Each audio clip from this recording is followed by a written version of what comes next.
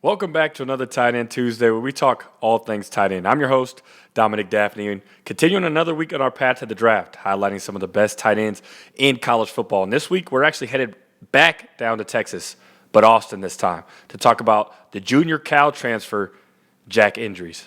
Endries reminds me a lot of a young TJ Hockenson, a big body receiving tight end at 6'4", 240 with reliable hands that allows quarterbacks to trust him not only on third down, but when the game is on the line. His route running and his feel for space stand out to me on tape, which lets me know that he's very comfortable finding spots in zones and getting behind the eyes of defenders. And that's what really made him stand out, not only at Cal, but also at Texas. So without further ado, let's get into this tape. What makes Endries dangerous is his awareness. He understands how to attack zones and makes himself available for the quarterback to make a throw. He's going to run a sail route. It's at the top of your screen. And we always talk about how you dive down, but when you're detached, you already have the proper leverage on the linebacker. So you don't need to dive down. He goes up, runs his sail route at about 12 yards, but what he does so well is he sits or throttles down when he's open. You'll hear quarterbacks talk about, don't run yourself out of the window. And he does a good job of finding the window and sitting there so he could stay open when he gets open. Pushes vertical, gets to his depth, and sticks it out. But you see how he finds an open space? Again, he's not running to get covered. He makes it an easy throw for his quarterback to make, to find a big body tight end out there over top of the linebacker, but underneath of the DB, and helps his quarterback out a ton. Gets up, gets vertical, and like I said, he's 6'4", 240. It's going to take multiple guys to bring him down in any level. So the fact that he gets vertical and applies pressure on DBs, I hear George Kittle talk about it all the time. You want to run at DBs. They don't really want to tackle a lot. There are some safeties who will try to tackle, but a lot of them aren't out there to tackle. They'd rather cover. So if you attack them and their leverage, it messes up their angle, and it messes up a lot of times the way they want to tackle. And most times when you're a big body guy, it's already going to take one or two guys to bring you down.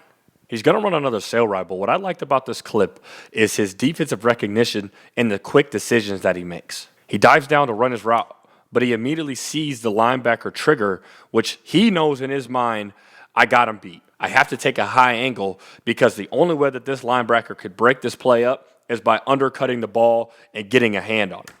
Takes it at a high angle, makes a nice catch, gets up the field, and that's what I enjoy. Let's watch it one more time. He dives down, feels the linebacker go with the fake, and then takes it up high at a high angle so it doesn't allow him, the linebacker, a chance to break the play up at all.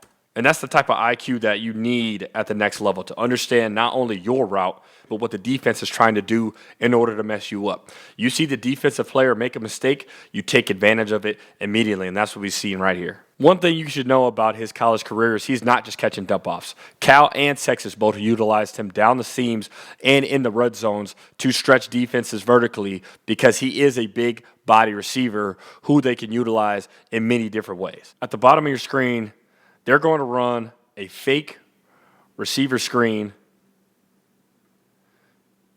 to a go ball right down the red line. And at the end there, he actually shows off a little bit of speed, and he's able to beat the defender for a nice touchdown. Goes to fake the block, beats the defense vertical, and there's the wheels I was talking about. Number 19 stood no chance, gets a chance to celebrate with his team, and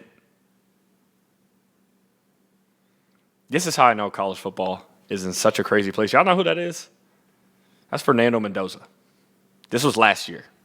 College football is in such a weird time right now. You could have two guys playing together not only just a year ago, and a year later, your quarterback wins the Heisman and a national championship. Endries might not be the most talked about tight end in this class, but when you turn on the film, you see a reliable target. You see his strong football IQ, and you see a guy who knows how to get open.